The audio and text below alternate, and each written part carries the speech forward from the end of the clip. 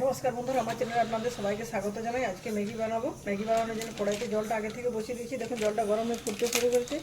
ফুটন্ত জলের মধ্যে ম্যাগি নুডলসগুলো দিয়ে দিচ্ছি। মশলাটা বার করে রেখে দিচ্ছি, মশলাটা করে দেবো। দুটো প্যাকেট একসাথে বানাচ্ছি আমি। এটা আপনাদের পরিমাণ বুঝুন, কম করা সেক্ষেত্রে একটা বানাবেন, আর বেশি করার প্রয়োজন থাকলে আরও বেশি করে ব্যবহার করতে পারেন। তো গরম জলে এটা প্রথমে কিছুক্ষণ সিদ্ধ করে নিচ্ছি, তারপর মশলা অ্যাড করবো। আমি নর্মালি যেভাবে ম্যাগি বানাই তার চেয়ে একটু অন্যরকম পদ্ধতিতে বানাবো। আমার পছন্দ মতো কিছু জিনিস এখানে অ্যাড করবো, সেগুলো কী কী অ্যাড করছি আপনারা অবশ্যই দেখতে পাবেন।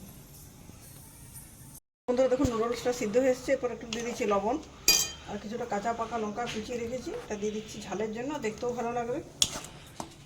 আর কিছুটা পাঁপড় রেখেছি, পাঁপড়ের টুকরো দিচ্ছি, এটা দেখলে ম্যাগিটা খেতে খুব সুন্দর লাগে। আপনারা অবশ্যই এভাবে হয়তো করেননি, এবার বানিয়ে দেখবেন, দুর্দান্ত লাগে। ম্যাগি মশলাটাও অ্যাড করছি, দুটো প্যাকেট আছে।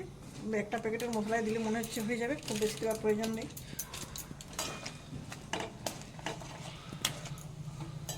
তো কিছুটা টমেটো সস অ্যাড করবো আমি,